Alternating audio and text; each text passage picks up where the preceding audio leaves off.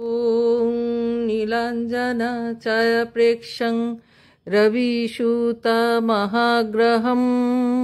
छायाया गर्भसम्भूतं त्वां नमामि शनैश्चरम्। ॐ পূজারীতি কথা আমার এই চ্যানেলে আপনাদের স্বাগত জানাই। চ্যানেলের যাত্রা শুরু করলাম শনিদেবের বন্দনা করে। এই চ্যানেলে সারা বছর ধরে আমরা যত রকমের দেবদেবতার পুজো করি তার নিয়ম আচার কানুন এগুলো উল্লেখ করব, আর তাদের সৃষ্টির কথা যে গল্পকথা পুরাণে উল্লেখ আছে সেই কথাগুলো আমি যতটুকু পড়াশোনা করে জানতে পেরেছি আপনাদের সাথে শেয়ার করব, এবং এই পবিত্র আনন্দের মধ্য দিয়ে আমরা সকলে সেই পবিত্র আনন্দের ভাগীদার হব। আজকে চাইছি শনিদেবের কথা আপনাদেরকে শোনাতে। আসুন আমরা সকলে মিলে আজ শনিদেবের বন্দনা করি, যাকে নিয়ে এত আমাদের ভয়, এত আমাদের নিয়ম কানুনের ভীষণ একটা শঙ্কিত ভয় ভয় ভাব নিয়ে পুজো করা। সেই শনিদেব কত সহজে আমাদের জীবনে নাম যশ অর্থের সমস্ত আশীর্বাদ তিনি দান করতে পারেন, দান করেন, সেই বিশ্বাস আমাদের মধ্যে জাগ্রত রেখে আজকে শনিদেবের আরাধনা করব। কারণ আমার নিজের জীবনের মধ্য দিয়ে দেখতে পেয়েছি যে আমার বাবা আমার বোন এই শনিদেবের আরাধনা করেছেন একাগ্র মনে, এবং তিনি তার অধিকারী হয়েছেন তার আশীর্বাদে। শনিদেব ন্যায় বিচারের দেবতা। শনিদেব প্রখর দীপ্ত এবং তেজস সম্পন্ন দেবতা। তো শনিদেবের পরিধানে থাকে ঘন ঘন নীল অথবা কালো রঙের কাপড়, এবং তার প্রিয় হচ্ছে নীল এবং সাদা ফুল।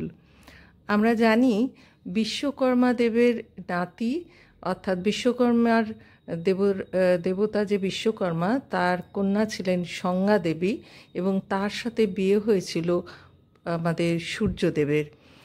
কিন্তু সূর্যদেবের প্রখর তেজ এবং শক্তি সেগুলো সহ্য করতে না পেরে সংজ্ঞা দেবী তার নিজের এক প্রতিমূর্তি বানিয়ে তার নাম দিয়েছিলেন ছায়াদেবী, এবং তিনি বাপের বাড়ি ফিরে এসেছিলেন ছায়াদেবীকে সূর্যের কাছে রেখে।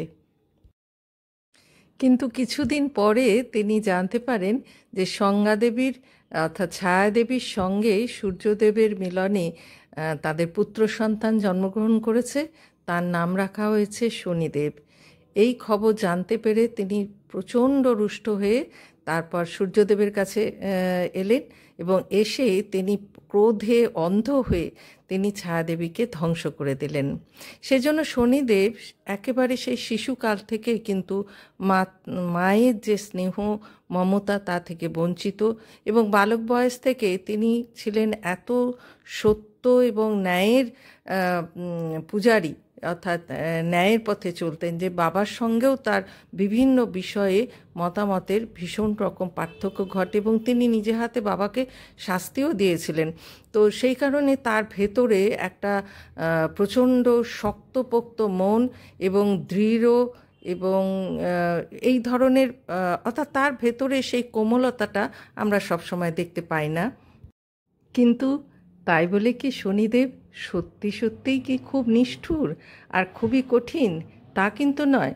তাকে যে ব্যক্তি আমরা মানুষেরা যদি সত্যি সত্যি আমরা কেউ সৎ পথে থাকতে পারি, ন্যায় পথে থাকতে পারি, অত্যাচারী না হই, অর্থাৎ অন্যায় কাজগুলো থেকে যদি দূরে থাকি, তাহলে আমাদের উপরে শনির যে বাঁকা দৃষ্টির জন্য তিনি সকলের কাছে এত ভয়ের পাত্র হয়ে উঠেছেন, তা না হয়ে তার আশীর্বাদের ছোঁয়া আমরা প্রত্যেকের জীবনে আমরা পেতে পারি। তাই আমরা দেখেছি যা আমরা যারা ভক্তি ভরে এই বড় ঠাকুর যাকে গ্রহরাজ শনিদেব, তাকে যারা পুজো করে, আমরা যারা বিশ্বাস করি, তাদের জীবনে প্রচণ্ডভাবে সাফল্য, প্রচণ্ডভাবে ধনপ্রাপ্তি, সম্পদের ঘনঘটা, যা কিছু মানুষ চায় ইহজীবনে এই পৃথিবীতে, ধনরত্ন টাকা পয়সা সাফল্য নাম যশ, তার আশীর্বাদে কিন্তু আমরা অবশ্যই পেতে পারি। তাই আমরা বলে যারা শাস্ত্রকার তারাও লিখে গেছেন, বলে গেছেন যে এই গ্রহরাজ শনিদেবের যদি পুজো করা যায়, আসলে ব্যাপারটা হচ্ছে যে যত গ্রহ আছে সেই গ্রহ নক্ষত্রের মধ্যে শনি গ্রহ খুব ধীর গতিতে সূর্যদেবকে পরিক্রমণ করেন।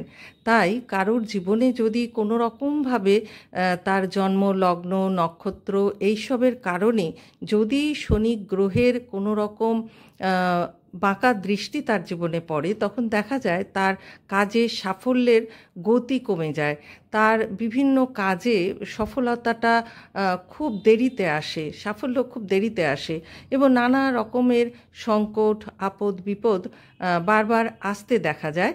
এটা জ্যোতিষীরা বলে থাকেন। তো কিন্তু তাই বলে যদি এই শনিদেবকে সন্তুষ্ট করা যায় না বা তাকে ভীষণ ভয়ের পাত্র হিসাবে রেখে দিতে হবে তা কিন্তু নয়।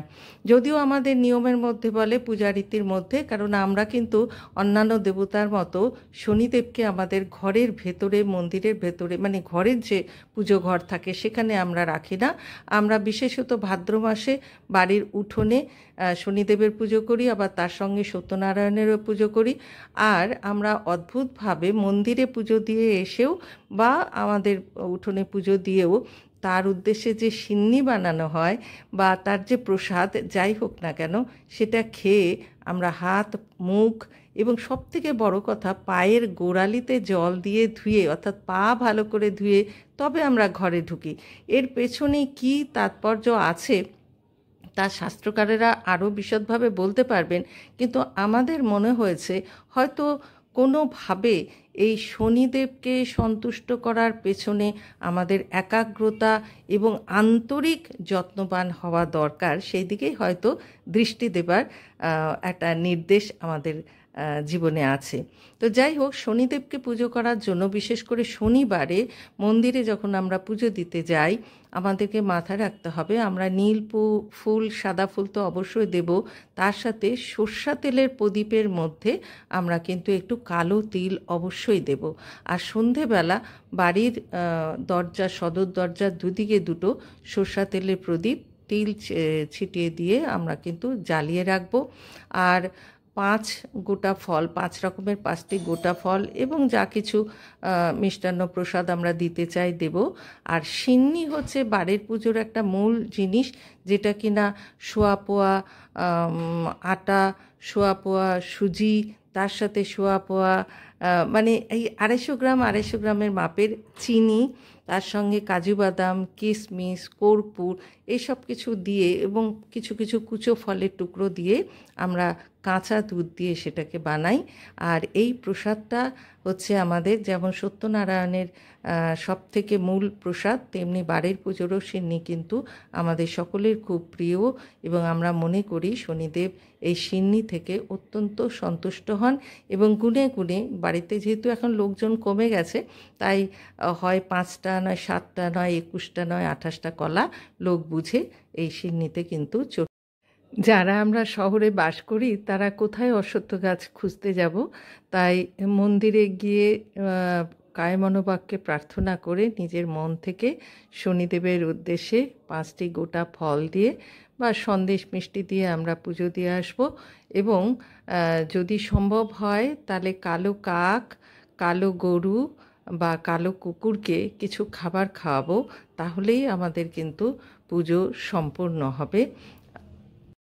আসলে গ্রহরাজ শনিদেবের বাহন হচ্ছে শকুন এবং কালো কাক, তাই কাককে যদি শনিবারে খাওয়ানো যায় বা কালো কুকুরকে বা কালো গরুকে, তাহলে তিনি সন্তুষ্ট হবেন, কোনো প্রভাব ফেলতে পারবে না।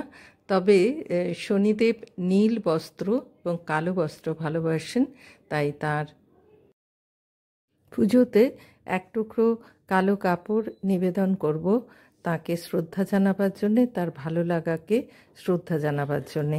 এবং নীল ফুল সাদা ফুল অবশ্যই নিবেদন করব তার পুজোতে, তার ভালো লাগা, তার সন্তুষ্টিকে আরও বৃদ্ধি করার জন্যে এবং আমাদের জীবনে তার দ্বারা যাতে মঙ্গল আশীর্বাদ আসে সেই প্রার্থনা জানিয়ে তাকে প্রণাম জানাবো এবং আমাদের পুজো সম্পূর্ণ হবে।